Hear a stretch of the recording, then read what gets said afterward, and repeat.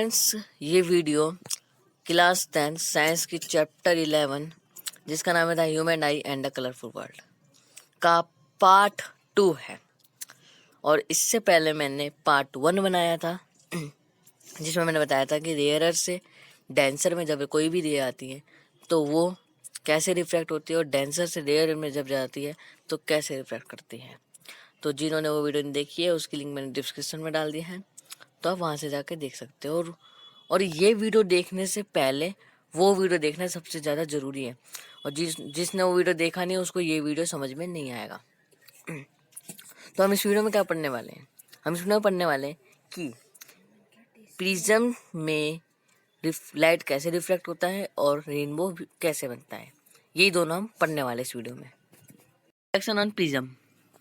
अब reflection on prism, अब prism में रिफ्लेक्शन करने के लिए हमें एक प्रिज्म चाहिए, तो उसके लिए हम ट्रायंगल ले लेते हैं। इसको हम प्रिज्म मान के चलते हैं।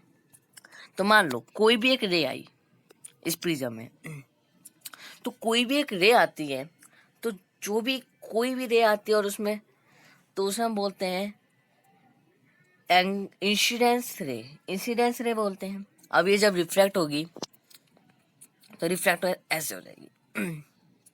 तो जब ये रिफ्लेक्ट होके जो रे बनाती है उस रे को हम बोलते हैं रिफ्रैक्टेड रे।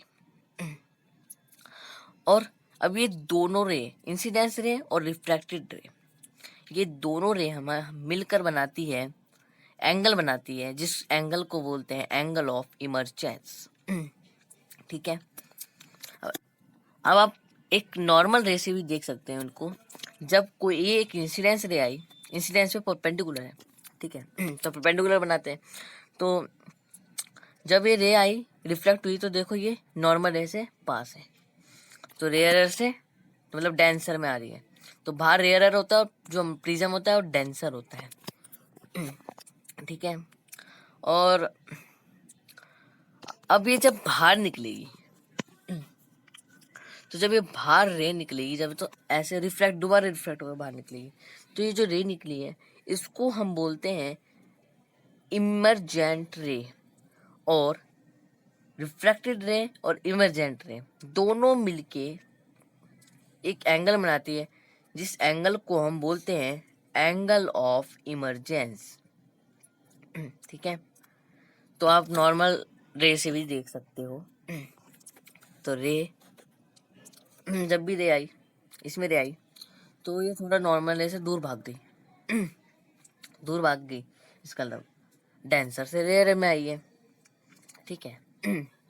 तो अब प्रिज्म के जो पूरा ऊपर है ना, टॉप में एक एंगल बनता है, उसको हम ए मान लेते हैं। तो उस एंगल को बोलते हैं एंगल ऑफ प्रिज्म। ठीक है। फिर से बताता हूँ।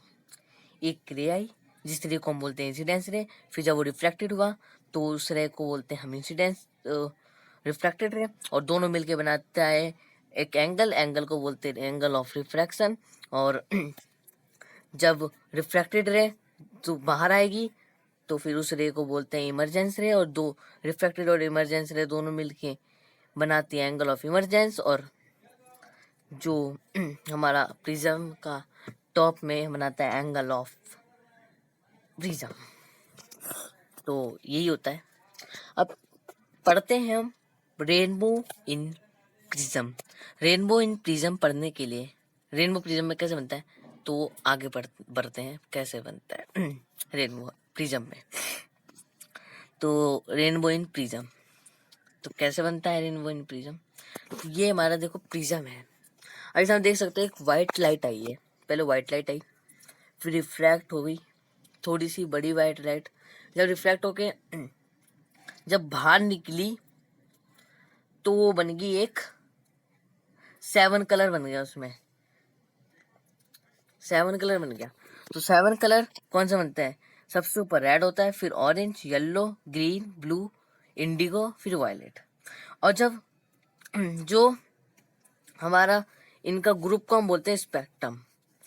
तो इसको हम जो हमारा जो सबसे लीस्ट बैंड मतलब सबसे कम बैंड हुआ है वो है रेड। फिर और सबसे ज्यादा जो बैंड हुआ है वो है वायलेट। वायलेट सबसे ज्यादा बैंड हुआ है, जिसके चक्कर में वायलेट ज़्यादा फैलता है। तो जो सबसे नीचे कलर रहता है वो ज़्यादा फैलता है। तो और रेड है हमारा, और रेड हमारा क्या बोलते हैं, बहुत कम फैलता है, फैलता ही नहीं, मतलब वो बिल्कुल ही दूर से दिखाई देता है। कोहरे में अगर ट्रैफिक लाइट होता है तो वो हमें दूर से दिखाई देगा, ट्रैफिक लाइट में रेड कलर। और डेंजर भी रेड कलर, सब डेंजर से रेड से होता है। जो रेड कलर होता है वो बैंड कम होता है, फैलता कम है। तो बस आज के लिए इतना ही। और अब ये चैप्टर भी खत्म हो गया है, मतलब मैंने इस चैप्टर में सिर्फ मेन टॉपिक ही पढ़ाया है, जो डिलीटेड हुआ है वो नहीं पढ़ाया है। ठीक है, तो मिलते हैं किसी नए चैप्टर के साथ।